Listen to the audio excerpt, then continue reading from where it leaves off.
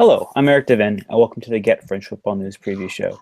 Joining me, as always, are Nathan Staples and Adam White. We also welcome back the prodigal son, Peter Bowler.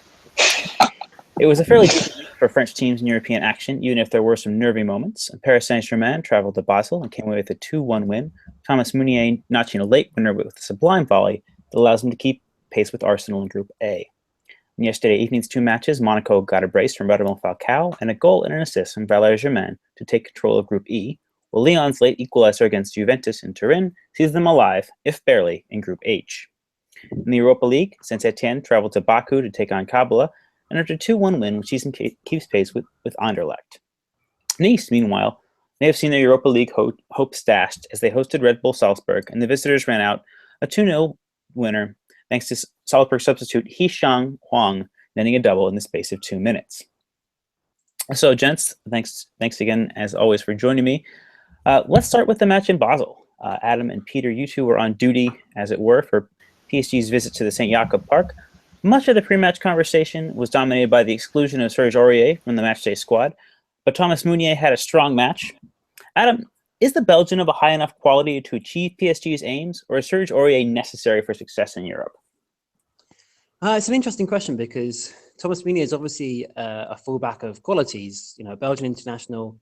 He had a very good career at Bruges. He was one of their best players, and I know our Belgian analyst here at Football Radar is a big fan of his. But I think it's a similar situation. I think he's also of a similar type of player, although he's got a bit more height and a bit more strength to Gregory Van der Wiel. He's probably slightly better than Van der Wiel, but I always thought in Europe that Van der Wiel's defensive work and his positioning in the bigger games, especially in games against Barcelona, was left wanting. So I think that's a similar situation for Meunier. He's great going forward, and his goal was absolutely quality against Basel. It was fantastic, and he has got that kind of ability going forward. He's scored some great goals. There was one in preseason against Real Madrid where he actually rifled it into the top corner from outside the area. So he's great going forward. So that's why he's good in Ligue 1. And perhaps in this sort of game where PSG are meant to be on the front foot, but come in the later rounds when they're going to be under pressure, they're not necessarily going to be favourites for a game. They're going to be coming up against some world-class wingers. If Aurier isn't in the side and Meunier is forced to deputise, or he continues his run in the team, I think he may be caught out both positionally and in terms of a one-on-one defender.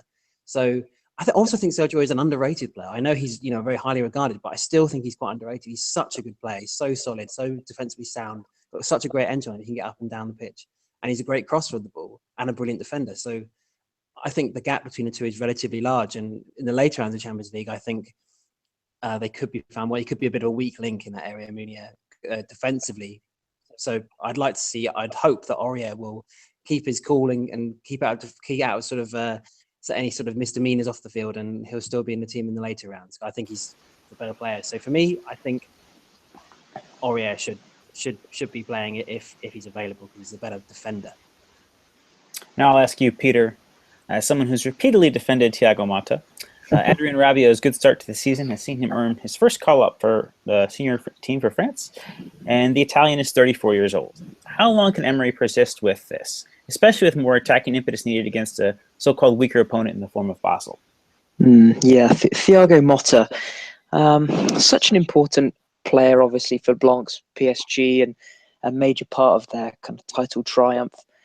He's fallen a long way since Emery's come. There's no denying that, and I certainly won't pretend like he's the player he was last year, because he isn't. Perhaps Motta, in a way, is the strongest example of the major kind of differences in footballing ideology between Unai Emery and Laurent Blanc. Blanc's team was filled with players who were made to fit individual specific roles, whereas Emery, his side requires players with fluidity, positionally anyway.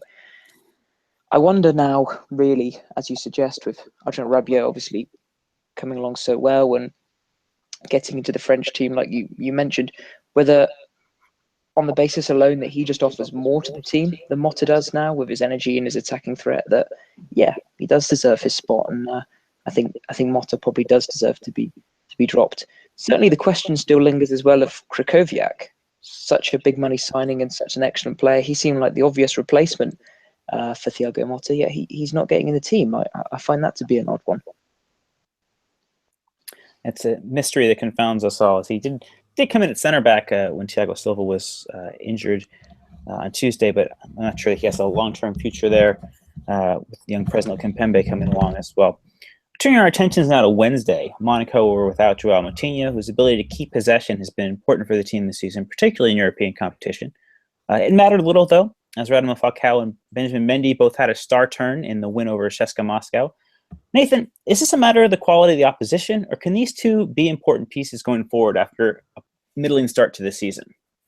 I think it's a little bit of a factor of both. I thought CSKA Moscow were pretty poor in this game, to be fair. They seemed to roll over and die in after about 5 minutes, and they seemed knackered. They seemed like they didn't really push for any kind of result. They never had any real verve about their play, but let's credit Falcao and Mendy, who you've already mentioned were absolutely excellent. I thought the former really found space well in this one, although his pace didn't really... Well, it wasn't as needed as it used to be in the past because he's facing two centre-backs in Berezutski and I'm trying to remember the other one. It's Ignashevich. Yeah, Ignashevich. That's they move like glaciers on that football field at the age they are at now, and that made it a lot more simpler for Falcao, but he still showed his class. His second goal was an absolute lovely turn and an excellent finish that wrong foots Akinfeev, who's yet to have a clean sheet in the Champions League for 10 years, which is remarkable. But the latter, Mendy at left back, was excellent. He put in an excellent ball for Falcao's first. I thought he really pushed it at left back. We've not seen him really go to that level for Monaco so far. I thought he was excellent offensively. He didn't have too much work to do defensively because the Moscow team were really inept, really, going the other way. So, yeah, we say the quality of opponent, but CSKA were really good in the first leg back in Moscow, and I was really surprised by how lackluster and they seemed in this one. But yeah, those two can be really important pieces going forward, although I mentioned in the preview before this game that I think Kylian Mbappe will be more important, especially now he's playing more often. His pace and his finishing ability will be important to Monaco going forward. But you need all the pieces you can to fight on two fronts like Liga and the Champions League. So those two coming to form will be great, and this result was fantastic, especially with Leverkusen winning in the other game. It means Monaco only really need a point in their next game against Tottenham to pretty much guarantee qualification. So fantastic result. Great to see two players that have not quite hit the heights yet have a great game. And yeah, hopefully this continues for Monaco.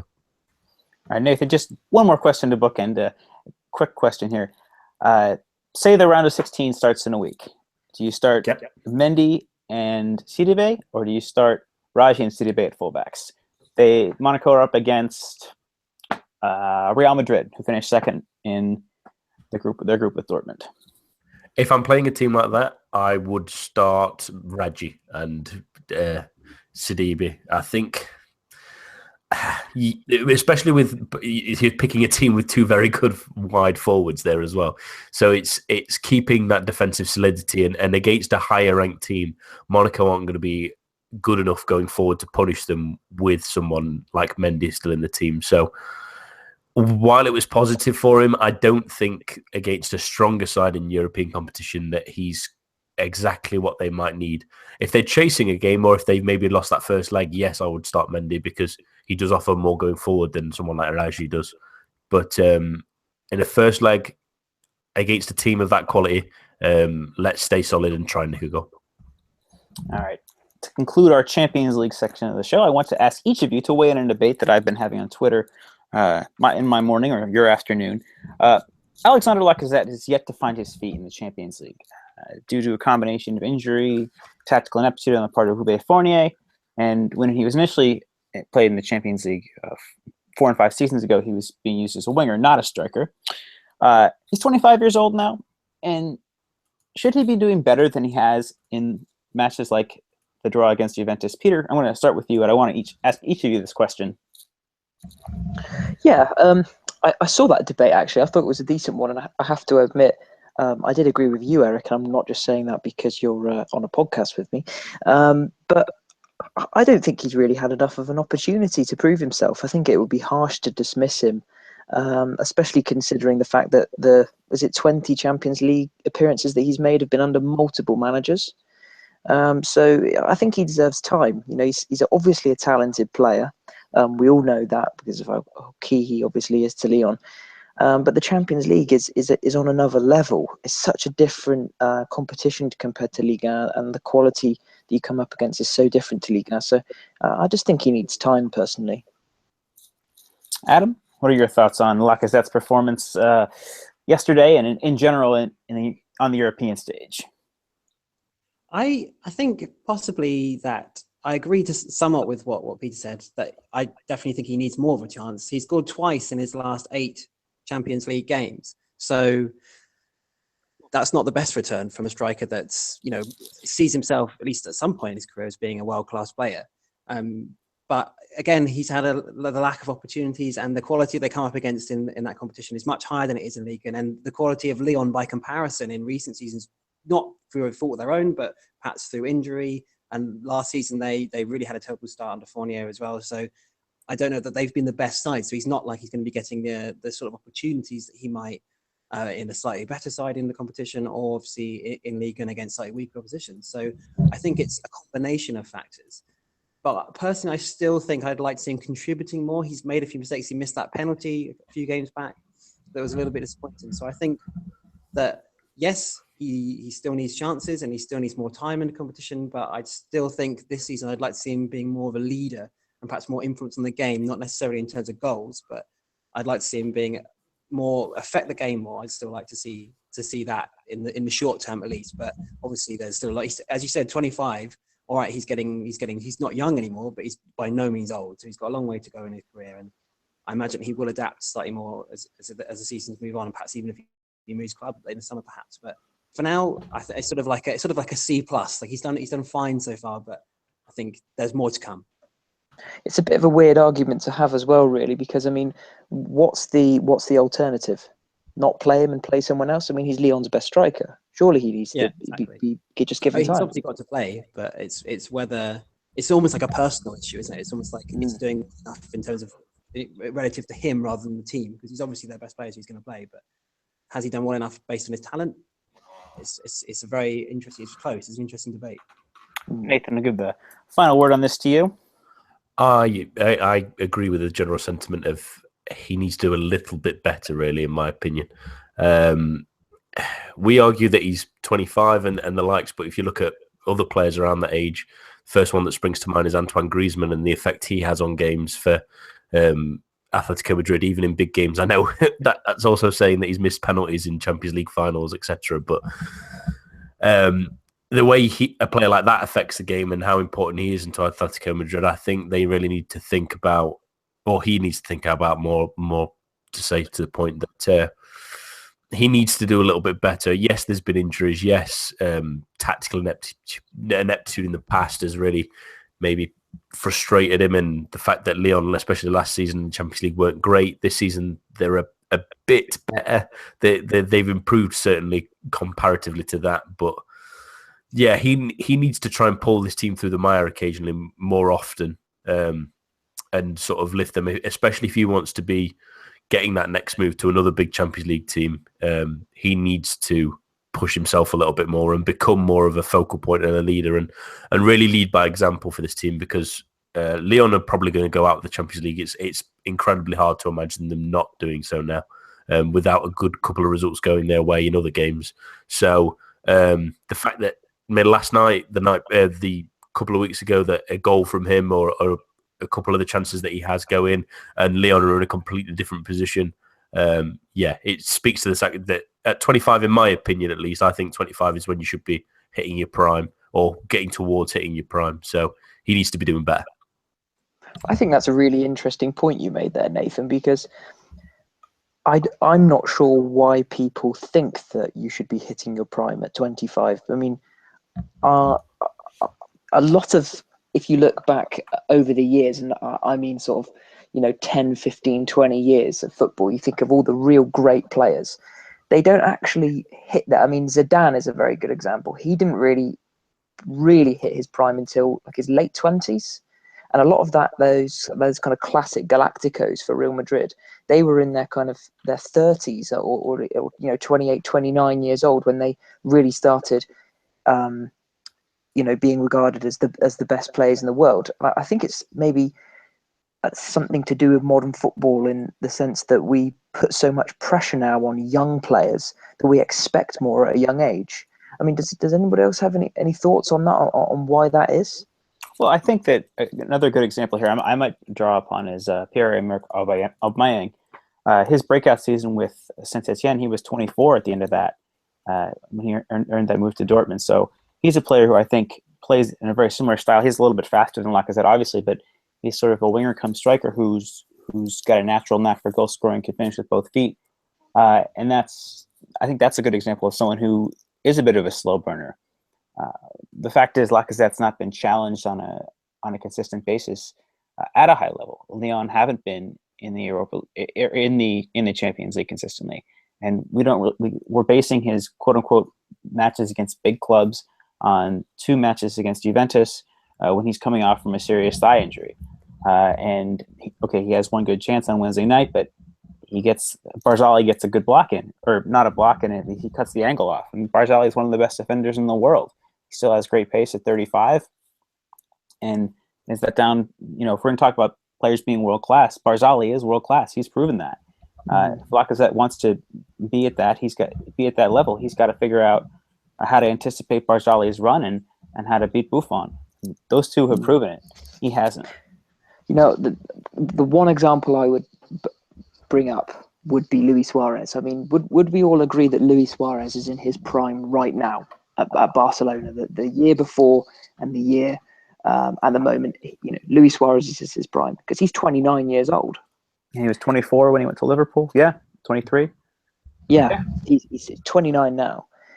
And I just think to myself, Arsenal used to, I don't know if they still do, but Arsenal used to have a thing where they would only give a player a year's contract after they hit the age of 30. Can you imagine them doing that to Luis Suarez now because of his age? It's a weird debate. Maybe it's just individual by individual basis, but I think we have to be careful not to, just because Lacazette is 25, to expect too much of him, especially in the Champions League, which is the elite level of football and a level that he's not getting tested at too often. It's an interesting debate. I still wonder on the way that, yes, we point out players like Suarez moving to Liverpool at 24, but that's when you could see his career trajectory going up. Lacazette needs to start proving it, or find a move away then if he wants to go to that next level, in my opinion at least. Also, I think he would agree with you. Sorry, Peter, go ahead. No, I was just saying. I think Lacazette himself would probably agree with you, Nathan. I think he does know that he needs to test himself properly in a league which offers more if he's going to become a world class player. Because at the moment, I don't think he is a world class player. But he does. To be fair to him, he does seem very, very happy at Lyon. So maybe he needs to force a move to the Premier League. I'm not sure. But if he is going to move to the Premier League or La Liga, maybe he needs to get himself the right move. You don't want to end up at West Ham, do you? Well, let's not incense our West Ham fans on the show. I do agree that they have been struggling for goals, and he'd be a useful addition to an ambitious team. But let's move on to the Europa League then. Adam, you were over Saint-Etienne's trip to Azerbaijan. Saint-Etienne played their customary 4-3-3. The team tried to generate most of their play from crosses, though, with Kevin Malquit and Sheikh Mbenge almost playing as auxiliary wingers. With both Alexander Soderlund and Nolan Roux on the bench and Robert Barrett on his own up top, sometimes cutting an isolated figure, should Galtier have started with 2 up top to give the fullbacks more to aim at? It's definitely an option. It felt like, though, that we've talked a lot on the pod about Saint Etienne's lack of inspiration going forwards, and they're often like a slow and little bit dull side in the league. And as much as I love them, and it feels like Galtier is trying to add a little bit more to the attack from the fullback areas, and he's looking for that kind of balance between Mbeng and Malqui, who are similar sort of players, got similar skill sets. And with those two at fullback, they do look slightly more well balanced. But the only issue is if they're going to be bombing forward. If you go with 2 strikers, you're going to go 4-4-2. You could go with a diamond, that might work. But given the players that Saint Etienne have got, you'd expect them to play with wingers as well. But But the only issue if you go 2 strikers is that you're left weak in the central areas. So if you're caught on the counter, you've got those 2 centre backs and perhaps those 2 central midfield players. When the fullbacks bomb on, for example, this evening you've got Selnes who can drop in between the centre backs and make a 3, because Gout is a fan of that formation as well, to play 3-5-2 or 3-4-3, as we saw when they had some injuries and in bigger games last season and in further back as well. So I guess it's a weird compromise. Perhaps I think Beric is good in the air. I think he thrives on crosses, and it would be good for him in the long run. I think he'll get more goals like that. I would think from Gauter's point of view, though, that instead of having another striker, which he might try perhaps if they're chasing games in the league and later in the season or even in Europe, but he might want to see the winger from the other side getting into the box and supporting Beric. One of the central midfielders, possibly Jordan Verretou, getting into the box and supporting Beric too. So I think he does need a little bit of support in that area, and they need a little bit more to aim at perhaps. But it needs to come from other areas, because otherwise they could be left wanting in other areas of the pitch, which is something that I think that might be Gautier's thinking. But I like the use of Mbeng and Malqui wide and getting forward, because it sort of splits those 2 formations between the 3-4-3 and the 4-3-3, and perhaps gives them a little bit more width, which I think will help them in the long run. They need a little bit more support for Beric, but from other areas. All right. So Salzburg once again played a very chippy match against Nice to really disrupt their rhythm. The referee was, in my opinion, a little bit lenient in waiting till the 54th minute to book the player. The player, Lehner, who was booked, had 6 fouls committed before he was booked. I think that defines persistent infringement. Nathan, you were watching the match as well as I was. Is that how you saw things? And is that physical style of play a template to beat Les Aiglons that Liga sides can learn from? If a ref's that lenient, possibly. Otherwise, you might get about 3 or 4 players sent off. I can't, like you mentioned, I can't believe the referee was so lenient in this game. It's almost unbelievable. Like you say, 6 fouls is ridiculous. Like I would maximize 4 as a like, and that's a pushing it for. And some of these fouls were great fouls. Some of them were nitty bitty ones, but some of them were possible booking offences on their own. And you start adding that up, and it's ridiculous. But yes, that physical style seemed to bother Nice a little bit. But we also have to remember that this is not far off the same team that they played at the weekend. Other than I think Coziello came in and Cyprian in midfield. They played pretty much the same forward 3. They played the same back 4. So it's hard to say that this is a way to disrupt them fully, because they're also playing off a different formation while they wait for Paul Bice to come back, and they wait for Dalbert to probably recover. Although I thought Suke was okay, but he did make a couple of mistakes this evening. You're being generous, in my opinion. Yeah, yeah. I'll give him the benefit of the doubt in this one. He was good at the weekend though, so I'm giving him the benefit of the doubt.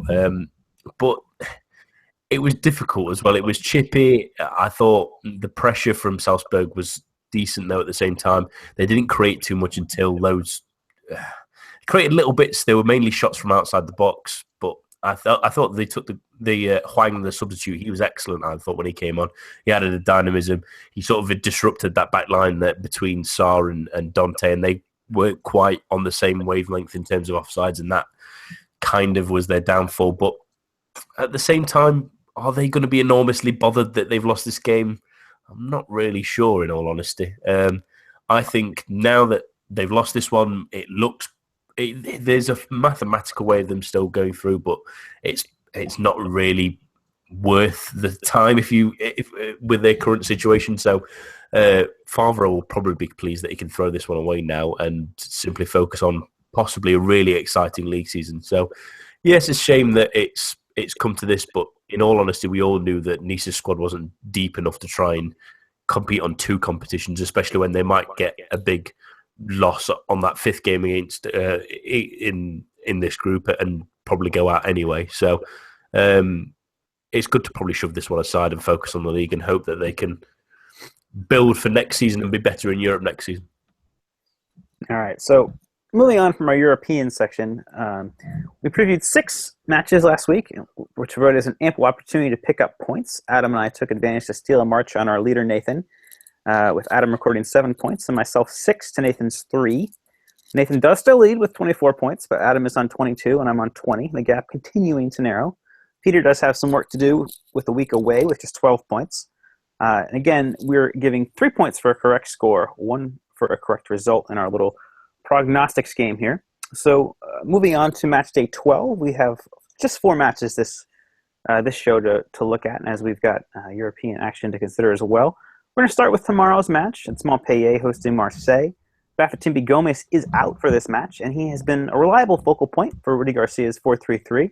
Clinton Ng and Aaron Lea Seca are his other striking options, but neither is really best as a target man. OM could opt to play Remy Cabella or Bouna Sarr as a false 9, or change the system completely.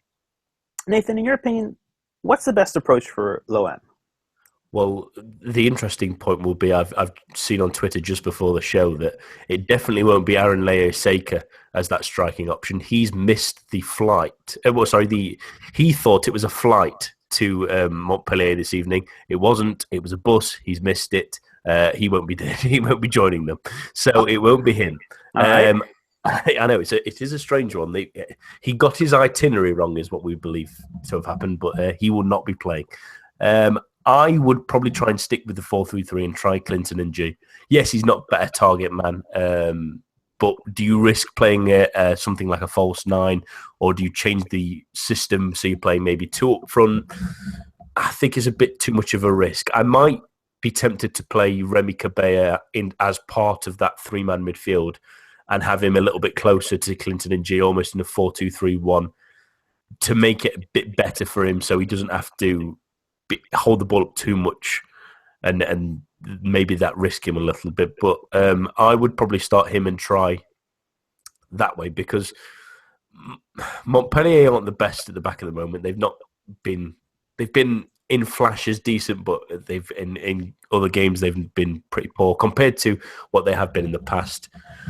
They're much better going forward. So keeping that solidity that Marseille have had for the last couple of weeks of finally getting a little bit settled, concentrating a little bit more on their defence, and maybe just trying to nick one in this one. In fairness, away from home, a win will be valuable. A point will be just as good. So I would try and G up front, try and mix it around with whoever plays around him, whether that be Tovan, who will cut inside anyway, whether that might be Bouna Sarr starting on the other wing or something like that.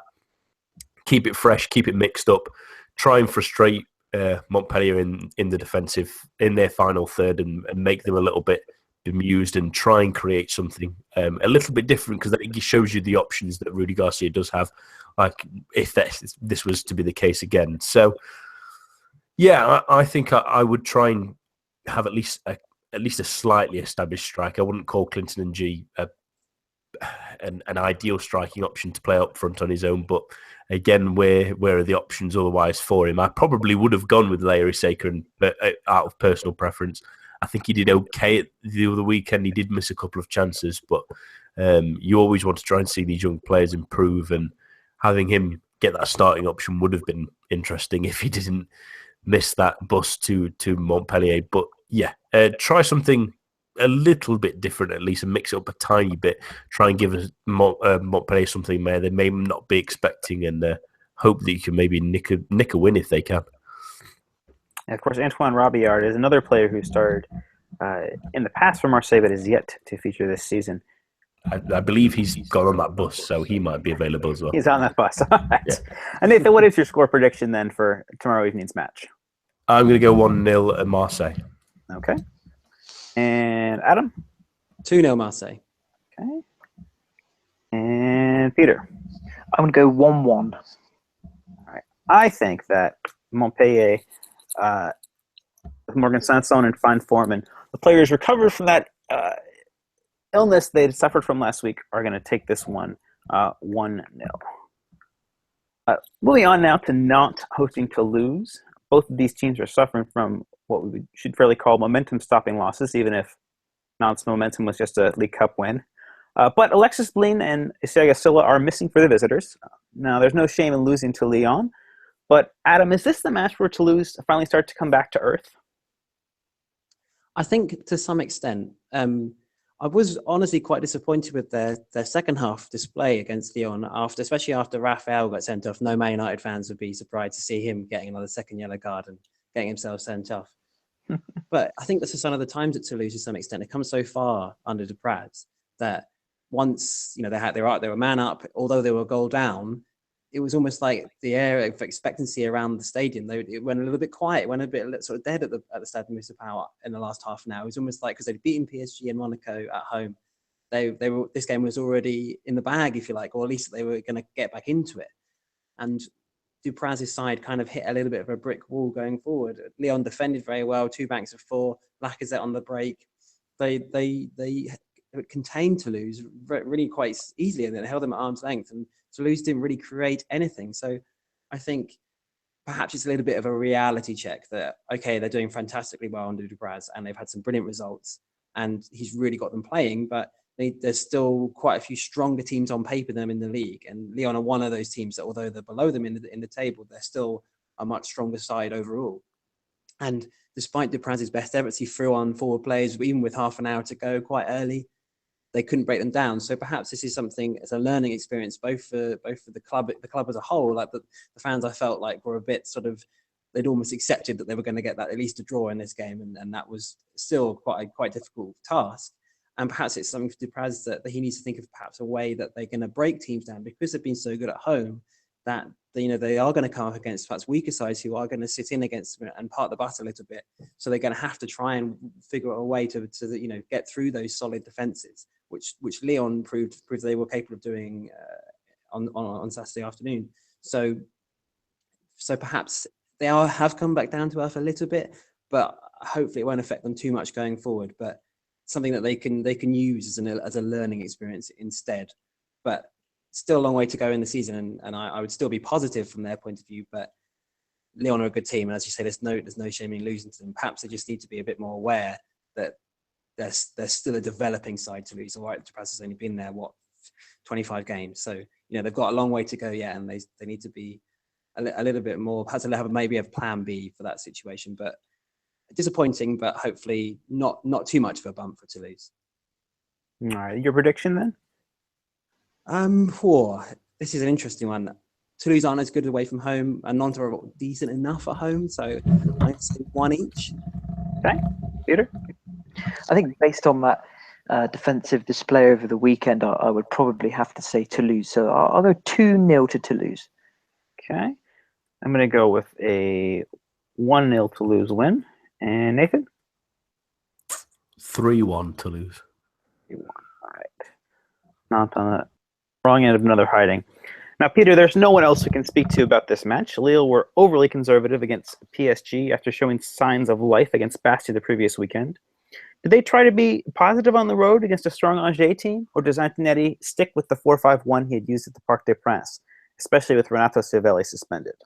Oh, I would definitely scrap the 4-5-1, which was really bemused me against PSG. But then again, Antonetti it bemuses me in general, and so did Lille as a club. Some of the decisions they made, I feel like I harp on a little bit about the massive contract that they gave him, considering Lille's poor form. But it's a bizarre scenario. It's a bizarre situation to find themselves in. I think Lille need to attack in this game. I think this could potentially be a poor game, as both these sides are fairly out of sorts. But it could potentially be a very important one, because you would expect both of these sides, considering their form at the moment and their form over the course of the season, to be fighting near the bottom of the table this year. And these are, potentially, this is a 6-pointer in the making. I'm not sure which Lille is going to turn up. That seems to be something we often say when talking about Les Doges. But I think if they come out with an attacking mentality and get a little bit more service into Adair, then positive things could happen. But speaking of bizarre decisions, Angers are also a fairly peculiar club at the moment. I'm actually starting to become a little bit fed up of Stéphane Moulin. He played Charles, is it Charles or I think it's Charles Sanu.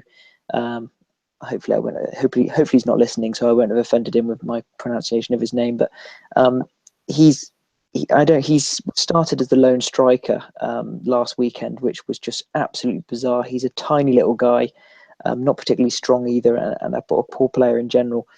And it's decisions like that just really bemuse me when it comes to Angers at the moment. So I think, as I mentioned, I think it could be a poor game, but potentially a very, very important one. All right, your score prediction then? I'm going to go a 1-0 to Lille. To Lille. All right. I'm going to go 1-0 in the opposite direction. Host Angers to win for me. Nathan? I don't think Charles Sanu's going to be offended of you pronouncing his name, Peter. Jeez. I'm going to go for 2-0 Angers. All right. And Adam? I don't think there's many goals in this, so I'm going to go 0-0. I do wonder, though, on that point, whether Diédhiou wasn't suspended. I think we can check on that. I've just thought that because I can't understand why he'd be playing if he wasn't. Oh, go ahead, Adam. Sorry. Oh, sorry. I think he left out because his father died in the morning of the game, so he was in the original squad, but his father died in the morning, so they gave him like compassionate leave. So that's why. Our condolences to him. He's had a good start to the season, and I assume he'll be back leading the attack on Saturday. Yeah, but it is a bizarre decision to take that. Maybe move Toko Ekambi centrally might have made a little bit more sense. Moving on to our final match, we have PSG hosting Rennes. They've looked really solid this season, Rennes, defensively at least. Could this be the right test for a change lineup for the champions? We've seen Jean-Kevin Augustin have a fine summer. Javier Pastore return to the Matchday squad midweek. Hatem Ben Arfa and Hesse are also options. Nathan, put yourself in Unai Emery's shoes. How do you set PSG up for this match tactically and personnel-wise? So, first of all, I've got not to be Unai Emery because at the moment, if I was Unai Emery, it seems to be let's play slightly negative. Against a team like Rennes, who, you're right, have been quite solid defensively. I've not been fully impressed with them in an attacking sense yet. I think Ntep's slowly getting their couple of assists the last couple of games. They've not fully impressed me yet. So, especially as Paris Saint-Germain as well, I think that we can maybe go a little bit more risky for this. So I would start with that 4-3-3 that they've been playing, and I would play. I would probably still start Krychowiak over Thiago Motta. My heart weeps for you, Peter, but that's he's the better player on my money at least, anyway. And then I would play Verratti and Rabiot on current form, and then I want to see them try and mix it up a little bit. You're right. I would. Whether I start Augustin is maybe another question. I think PSG still need a couple more wins in the league to really be a little bit more secure. So I would still start Cavani as the main striker. I would maybe I'd quite like to see Hatem Ben Arfa come in for someone like Lucas, who hasn't been as good in the last couple of weeks. I think he's had a good start to the season, but I want to see something different. I want to see him try Ben Arfa in that position, and I would still at least start Di Maria and then go from there. They've got what I would like to see mainly from Unai Emery is make use of those options. Yes, if he doesn't start any of them, bring some of them on at more purposeful times. I mean, against Basel, he didn't seem to bring anyone for a good 70 minutes. He let Di Maria hang out there. If he's not being successful at half-time, if Cavani's not really hitting the form that we've not even seen really, other than the goals he's stuck in, then maybe hold them off and try and change it up a little bit. It seems like he waits a little bit too long for me to try and alter his options. So use some of these players he's got, use some of this squad, get them in form, get to see a little bit more of them. I mean, we've not seen enough of Hesse this season really to have a real judgment other than probably the first 3 games of the season or so. Again, Augustin, like you mentioned on the main show, he's barely played. Javier Pastore, having him back will be really interesting, especially if they're struggling for goals. You could always bring him on in the place of Krychowiak and play Verratti as more of a deep-lying playmaker, so he can be the last line of defence in front of the back 4. So mix it up a little bit. Try something different. Give them different options and try and make it harder for your team selection each week rather than maybe pandering to some of these big-name players that some may argue with the substitutions he did a couple of weeks ago that he wasn't, but I still think he's still handing them the starts, even though he has brought some of them off, but he's still not bringing them off at times that can affect games. So yeah, mix it up a little bit. This Rennes team has looked solid defensively, so see what your players can do, and don't be afraid to mix it up a little bit more and see if you can get a little bit more consistency out of other players. And a win here will be really big for them, I think. And if other results start going their way again, it's not too hard to imagine that Paris Saint-Germain are back up where they need to be sooner rather than later. All right, I'm going to go for a 2-0 PSG win. And Nathan, your prediction? I'm going to go 1-0 PSG. Okay. Adam? 3-0 PSG. And just a quick point on that, just a correction on that De Gea point. He actually became a dad rather than his dad died. The translation on my Twitter seems to have gone a bit awry. So I'm much okay, it's happier a with big that. difference. All right, well, congratulations for my Diego. Peter, your prediction? Yeah, I'm going to go for 1-1 here. I think if Nathan's right and PSG do rest some of their bigger names, I think that could be another big mistake to add on to the ever-growing list of Unai Emery mistakes this season. Rennes look absolutely fantastic defensively, very well organised by Christian Gourcuff, and I expect them to give them a very good game, especially seeing as they're only 9 points off the top, Rennes, with PSG obviously being only 6 points off the top. So it's going to be a good game, probably my pick of the games. All right, that is all we have time for this week. Please do remember to join us on Monday at 8 p.m. British time, and to follow us on Twitter at GFFN, and visit www.getfootballnewsfrance.com for all the latest updates from around Ligue 1 and French football. We will be off next week to return on the 18th. The preview show, that is, but please do join us on Monday. For Adam White, Nathan Staples, and Peter Bowler, I've been Eric Devin. Thank you and have a pleasant weekend.